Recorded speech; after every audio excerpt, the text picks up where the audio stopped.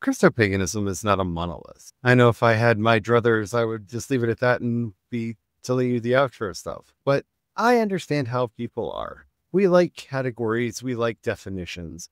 And as we've been going down this process of defining Christopaganism and what it means and what it could mean for us in our future, I came up with what I consider a fairly open three-branched model for how we can conceive of Christopaganism and what it is.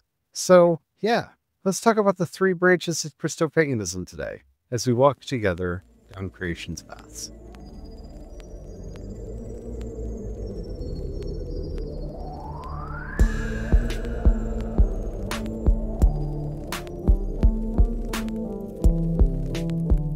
Hello, everyone. My name is Charlie, and I am a Christopagan druid and pre-Christian. Hello, everyone. My name is Brian. I'm a Christopagan druid and sous chef. And today, like I said, we're going to be talking about the three branches of Christopaganism, which are very broad, load-bearing branches with a lot of offshoots and just going off of them. But I think a fairly good rubric for us to understand and wrap our heads around what we're talking about when we are using words like Christopagan. You can find a full write-up of this over in the Living the Dream of the Oak Church series on creationspaths.com.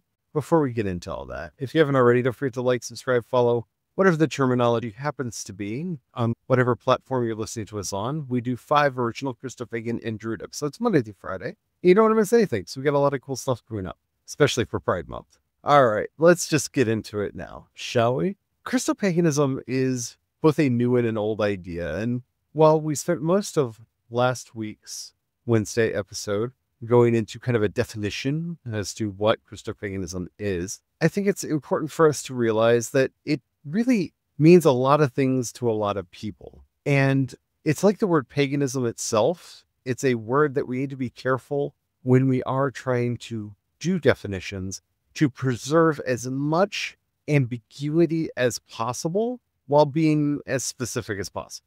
And I know that those are a tension, especially in broad categories like paganism and Christopaganism get stretched almost to the breaking point.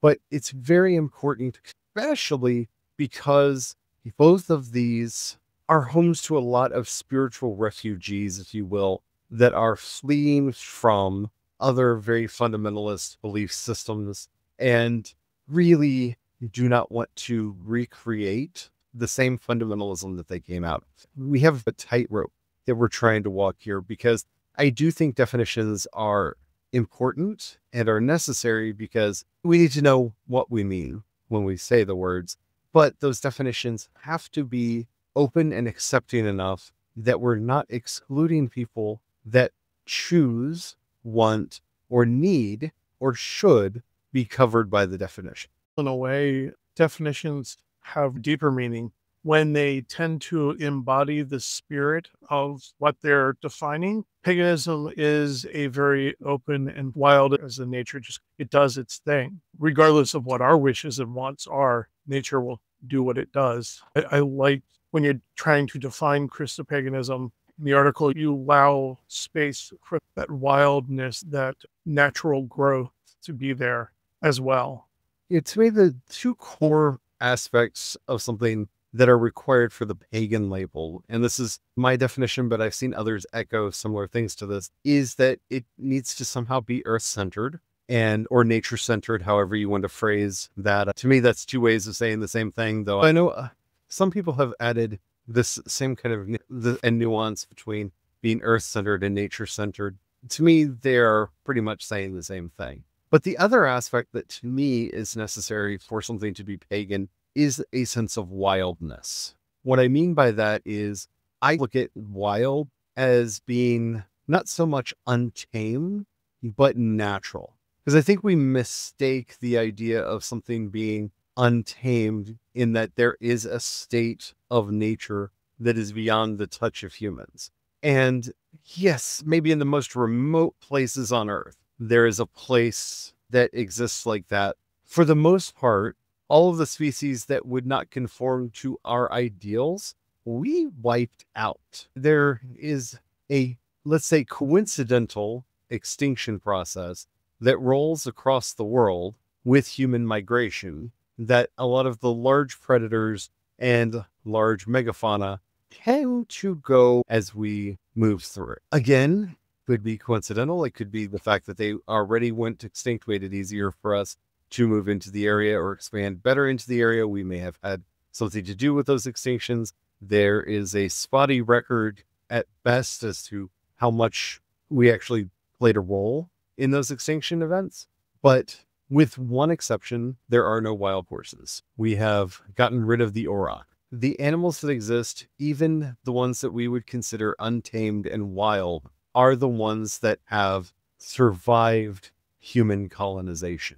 The reason I'm putting a stress on that is, in a way, they have been tamed in that they fear fire. They often will fear people and will avoid us. That is a form of taming. It's not a good form of taming, but it is a form of taming. So when I'm talking about wildness, I mean that it is allowed to go about its natural course as much as possible. Because I don't know how much outside of the oceans, and even that we're having more and more of an effect on, you can find truly wild spaces that are untouched by people. Because even in what we consider to be deep jungle, like in the Amazon, we know that a lot of those places had been cleared for villages at some point in history, that there has been human dwelling there and then reclaimed by nature, and human dwelling there and it's been reclaimed by nature. It's been in these cycles. And so saying that something is untouched, I feel more often than not is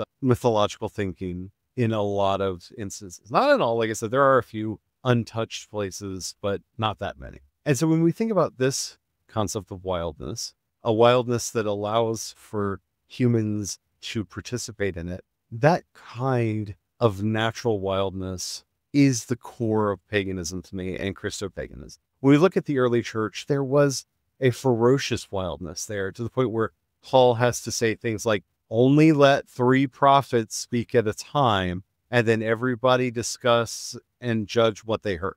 Because the communities were so wild, they had a glut of prophets. But you had to put rules in. Only 3 of you get to talk. Even Peter, in the Epistle of Peter, tells us that you have to sit down and realize that the spirit of a prophet is subject to a prophet. You can't just get up and start preaching because the spirit moves. You can tell the spirit, not right now, calm down, we'll get there. So this was a problem in the early church. It's a problem that gets solved by saying prophecy's over, everybody shut up now. And that's not the right answer. So letting that wildness to a certain degree back in, letting that spirit move and do what it wants, to me is part of this revival of Christopaganism that we are all about. And that's where we see the 3 definitions, the 3 branches of Christopaganism that I mentioned in the article. The first one being the hidden ones. These are the people that you would probably never see self-identify as Christopagan. They probably would even bristle at being called that. But Julian of Norwich, to me, is the mother of us all when it comes to Christopaganism. In that, if nothing else, she refers to Christ as mother several times in the revelation of divine love. This is not a standard orthodox thinking, right? This is a belief outside the mainstream that is so powerful that it has been folded back in. And all kinds of excuses are given about how, oh, this is just metaphorical. And, well, sweetie, it's all metaphorical. But it's these folk that spoke from this wild energy, this wild place. But they didn't leave the churches that they were in. St. Francis is one we've mentioned multiple times. And wouldn't be surprised that some Franciscans would wrestle at the idea of St. Francis being called a Christopagan and referred to as one. He talked to the birds, he talked to the wolves and told them to leave the village, and they left. His spirituality was so wild that the popes were afraid of him. Yeah, they didn't even want him to have an order. And that struggle has always been within the church. And there are a whole bunch of these people that have not given in to that imperial instinct, and they're everywhere. And that is in so many ways why it's important for us to start with the hidden branch, because it's easy, especially for those of us who have been harmed. I have had unforgivable harm done to me at the hands of the Baptist Church, at the hands of the Southern Baptist Church. I'll it by name, but not all Southern Baptists did those things to. And so it's important for us to remember that we have siblings in these other institutional churches. They may not recognize us as siblings, but they are fighting the same fight that we are. They are listening to spirit like we are. They are fighting against the imperial church like we are. And it's important for us to recognize them and to see that wildness is alive within them. And with that sense of spiritual wildness, you'll notice very often comes a sense of ecological care. That's why these two things of whether you want to call it earth-centered or nature-centered and wildness, to me, they're inseparable. They come hand in hand unless one gets shut down. The second branch are the ones that went off and did their own thing. We find these all over the place. These are the churches that you go to and the pastor is quoting the Dalai Lama, risky, scary things like that. These are the churches that are allowing for indigenous ritual to be performed within them to honor the community that they are a part of. These are the churches that are actively working to save the earth and the ecology around them. They may be as institutional as anything, but they are moving out, away, and into the same space that we occupy. This is where we find some of the covens that exist, some of the Druidic orders that exist, and this is where we find some churches that are just on the outside. But when you look at them, are they really? Like, I look at the work that Dion Fortune did, for example, and her little mystical Christianity group that she was a part of, and it would evolve into something much more Christopagan in time. But it was, if you saw it in action, a mirror of the Anglican church that she grew up in. It had a lot of the same ritual format. In fact, she wrote an entire book that is a meditation on the Book of Common Prayer. It was very much still a part of and hard to see as separate from, even though she is moving out into a broader, more vast place. And then finally, here's those of us in the third branch who have just gone, well, but I am a witch. I am a druid. I have a candle on my altar for my ancestors as well as the saints. I have an altar that has both Jesus and Bridget. I say this because I'm literally looking at my own altar right now that has both Jesus and Bridget and Martha and Mary Magdalene, even St. George. But it also has Caerdwyn and the Morrigan. Those of us who have gone that next step into what I think a lot of us who think about Christopaganism would call Christopaganism proper. But that to me is the problem. There's no one right way to do Christopaganism. Whether you deal with the spirits or not, you can still be Christopagan. Whether you are working with any of the other gods, guides, or guardians or not, you can still be Christopagan.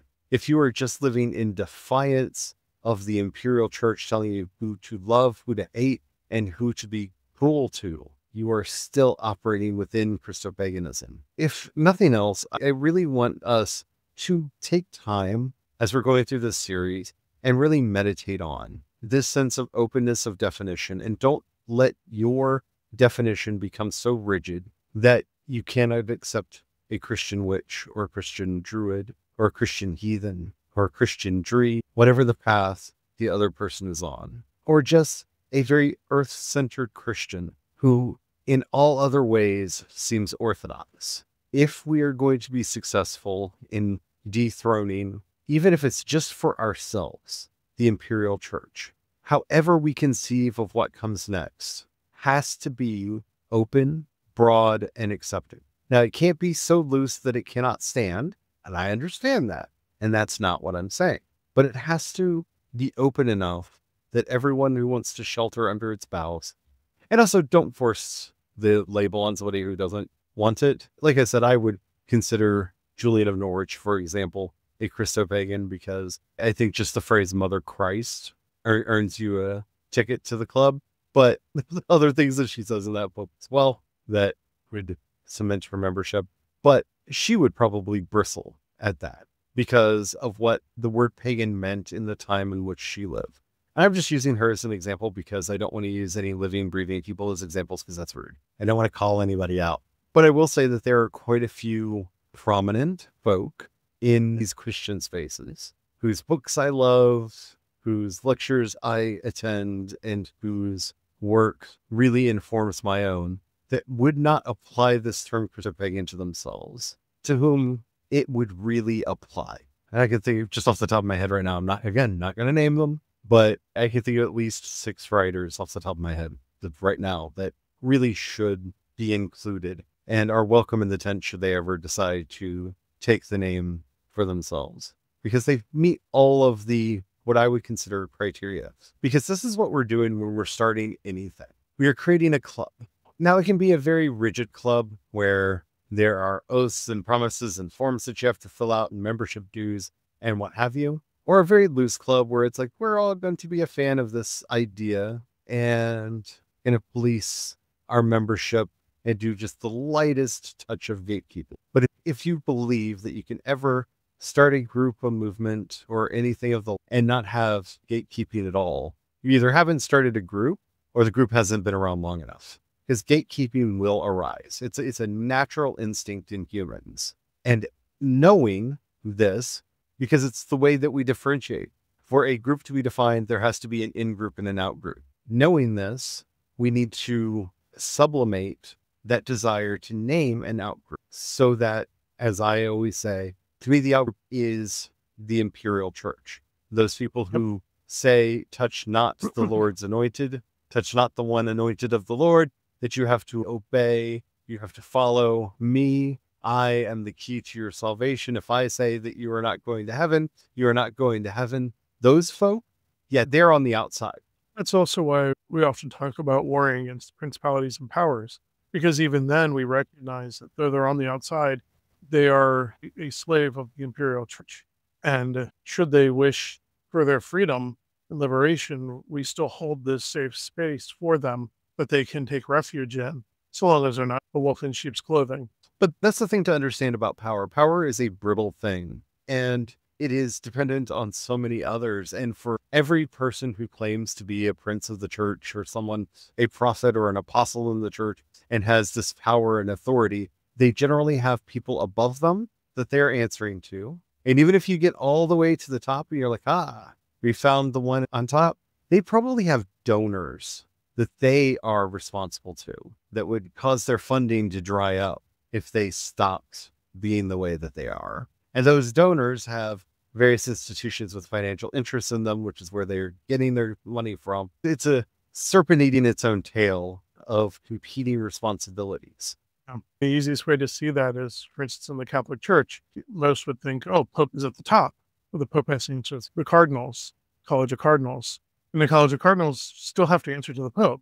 So there it is. In the simple way, you can see it's snake eating its own tail all over again. And then you have all of the large moneyed interests that donate to the church that they have to bear in mind so that the donations do not dry up for the various charities and monasteries and convents. And because of their size, they also have to deal with city-states.